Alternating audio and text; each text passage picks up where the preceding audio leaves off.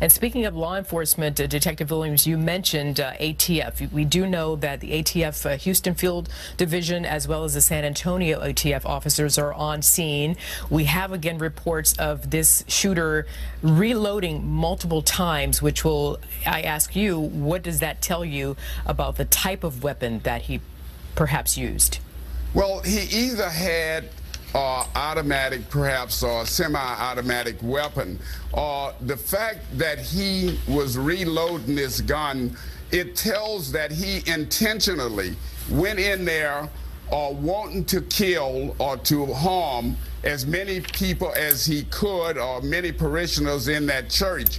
I've seen these kinds of shootings before where someone has a motive and they have a beef against somebody in the church, a domestic incident, etc. It's too early on at this stage to try to determine what was the motive behind this, but I think that the law enforcement officers will early on know.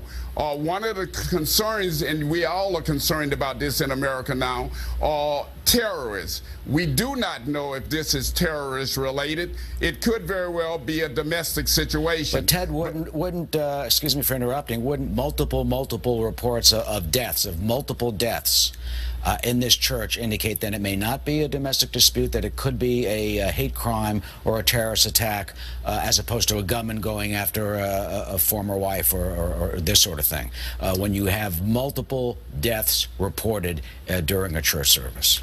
Well, when you have multiple deaths like this, you're trying to determine, of course, Eric, the motivation of the individual who is the shooter.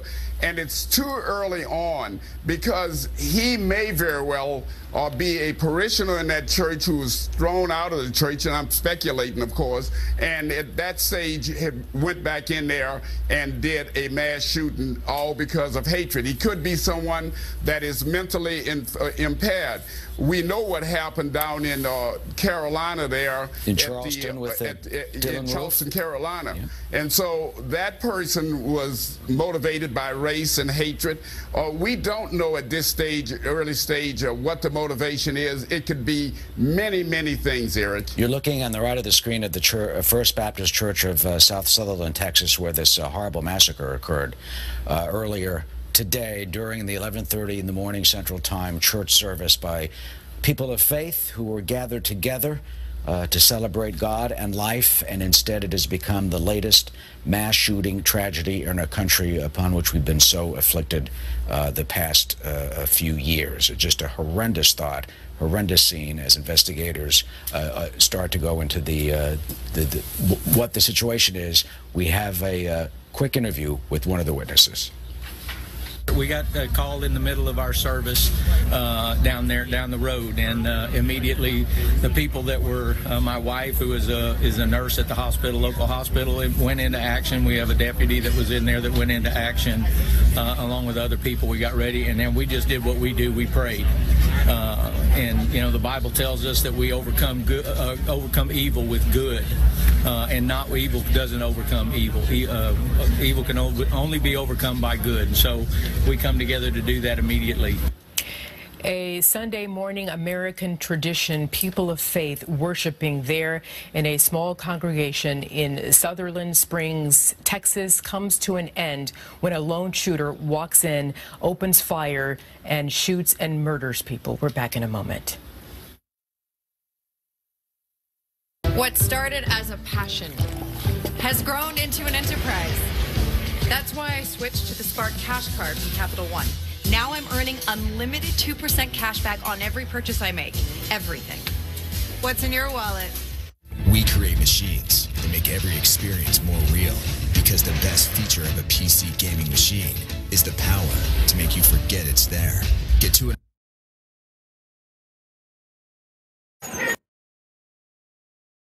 I mean, he's deceased. Is he that for sure at this point? Mm-hmm. But the item 2 on that list, Elaine, is going to be the shooter himself.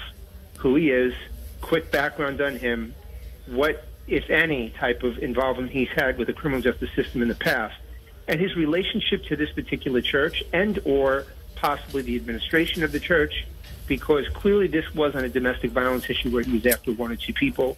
He was making a statement against the entire congregation of the church.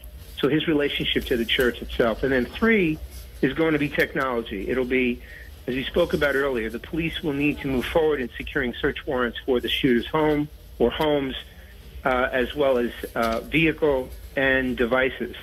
And that's when they'll start taking a deep dive into his phone, who he's called, when he called, and how long he was on the phone with them, text messages that may have been sent to whom, etc. And then, obviously, as it relates to his computers, websites he was visiting, and had he planned this, and if he did, for how long, and what was the impetus behind that. Paul, if you'll hang on for just a second, we want to bring in now Pat Milton on the phone. She is a senior producer with CBS News' investigative unit. Pat, I know you've been able to uncover some additional details. What have you learned? Yes, we do have 2 law enforcement sources telling us that the church shooter is down. He was taken down after a pursuit. We're not clear as to what that pursuit was. It sounds like it was in a vehicle, but we're not sure. We're still, as I say, very fluid situation. And it appears that he is dead, but we're not saying dead yet because the terminology that was used with us is down, and the situation is appearing to be contained. Pat, I wonder, has there been any information about where that suspect was taken down? How close to the church was that? Again, that is unclear. We do know that there was a pursuit. It seems like it was a vehicle pursuit, but I don't know how long, whether it was a brief one or whether it involved, a long pursuit on the highways. And Pat, I know this is still in the early stages, but tell us what else you've learned in speaking to your law enforcement sources about federal assistance to the local police there, and also what it is that you've heard with respect to fatalities and injuries. Yes, we're hearing that at least 15 people have been shot. We know that there are fatalities and we know that there are injuries, but that number may be climbing as we get more information. As far as the response, the FBI, the ATF, and U.S. Marshal Service have all responded and are on the scene. The FBI's evidence recovery is there, and also their crisis response team, which includes their active shooter team. And you said U.S. Marshals as well? Yes, U.S. Marshals responded. It's all part of the protocol. And I guess if there was somebody that was, in pursuit, they were fugitive, and they were looking for him, they would be responding. I see. All right, Pat Milton, senior producer with the CBS News investigative unit. Pat, thank you very much for that information. We'll let you continue to speak to your sources for any additional updates. We still have Paul Violas with us. Paul, you heard the very latest there from Pat Milton's law enforcement sources. What does that, if anything, now indicate? The fact that, according to her sources, the suspect is down after a pursuit. Well, the first thing, I was curious about that because the first thing that that came to mind here was this, as you were mentioning, this allegedly occurred right around 11:30 a.m. Central Time. And here we are 3-4 hours later. Who actually called this in? How did they get it? How were police provided with information regarding the shooter and the vehicle he was driving? So if in fact that's correct, that's fine. It's just that's the first thing that jumped to my mind because you get a decent lapse of time. Someone actually would have seen the shooter and would have witnessed the vehicle that he had to get into for that to be transported over to local law enforcement. So if that's the case, then rest assured, then it's very safe to assume that law enforcement has at least one eyewitness. Right. And as we continue to watch these images here, I want to let our viewers know President Trump has weighed in from Japan, where he has just begun an 11-day trip through Asia. He tweeted this just a short time ago, the president saying, quote, "May God be with the people of Sutherland Springs, Texas. The FBI and law enforcement are on the scene.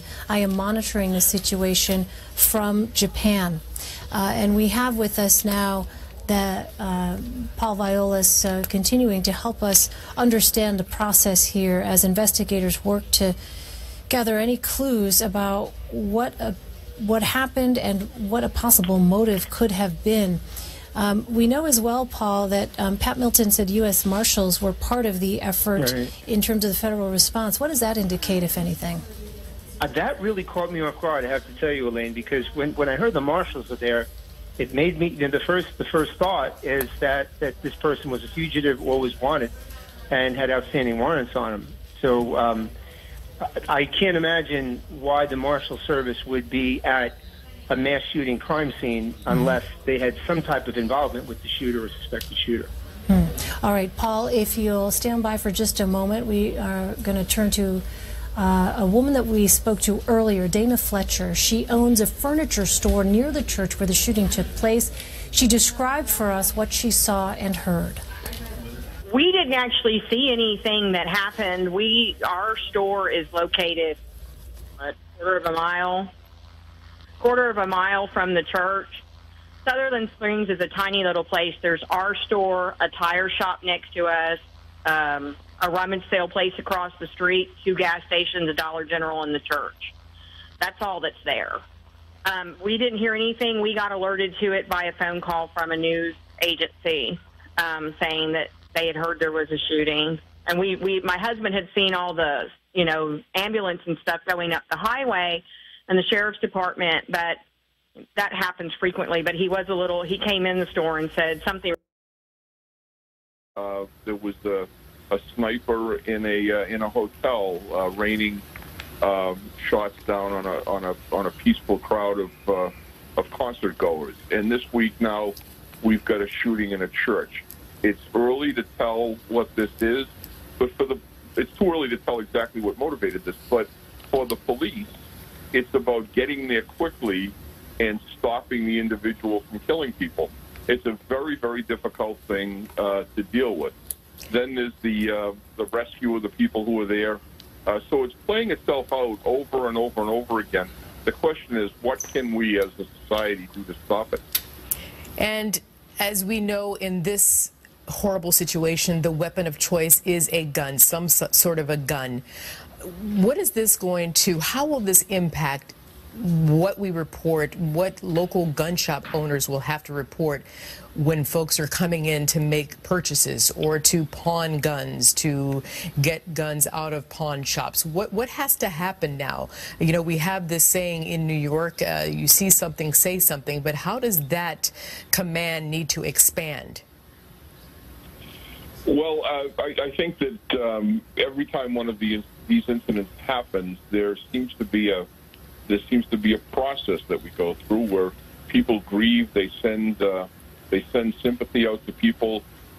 Then there's a bit of a back and forth between people who are stringent one way or the other on the gun issue, and then eventually it fades into the background and we move on, and then it happens again. So that cycle is going to repeat itself after this. The question is, when will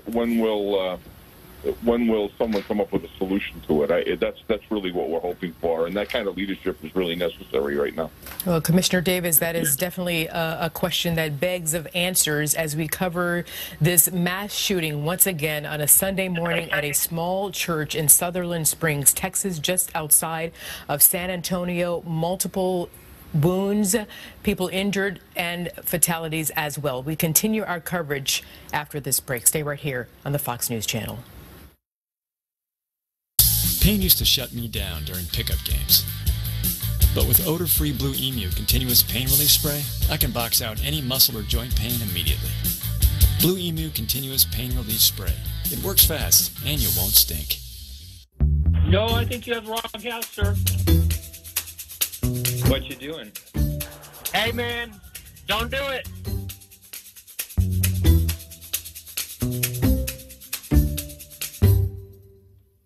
Let's make this fast. You're used to accepting credit cards like this, but Square's new reader keeps you safer if you take cards like this or like this. Square lets you accept every credit card for the same low rate.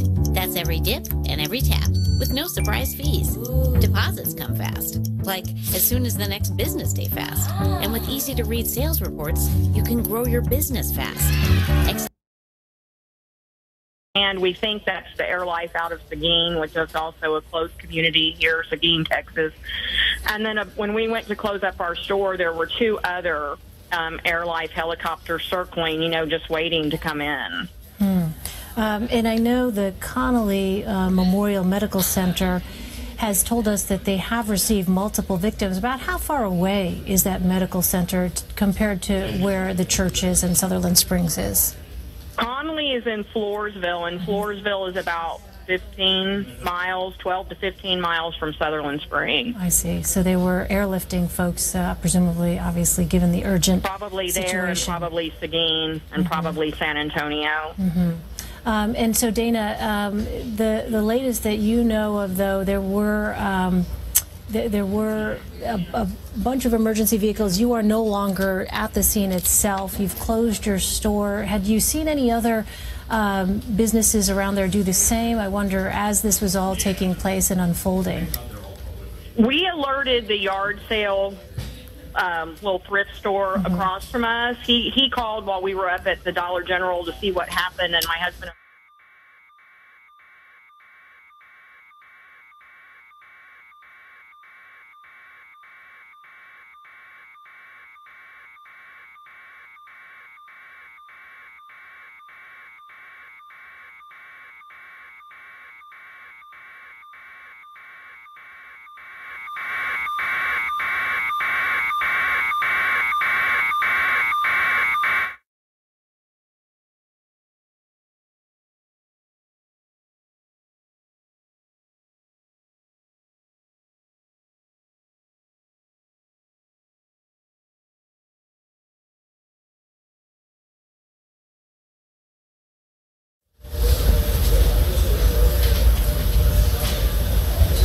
All right, we are continuing to monitor the still developing situation out of Sutherland Springs, Texas. Again, if you're just joining us, you're looking at the scene on the ground outside the First Baptist Church of Sutherland Springs. It's about 30 miles or so southeast of San Antonio, Texas.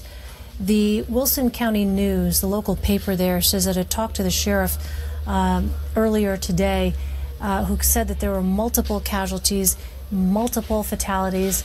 We want to bring in CBSN security analyst and former FBI Assistant Director Ron Hosko. He's on the phone with us.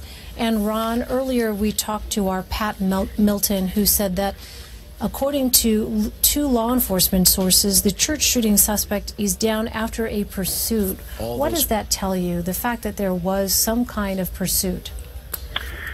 Well, it suggests that somebody, a witness, either saw this and got to law enforcement very quickly, perhaps followed and were calling law enforcement, but somehow law enforcement was summoned and they were put on a fleeing vehicle, presumably try to stop that vehicle and then engage them with some sort of gunfire.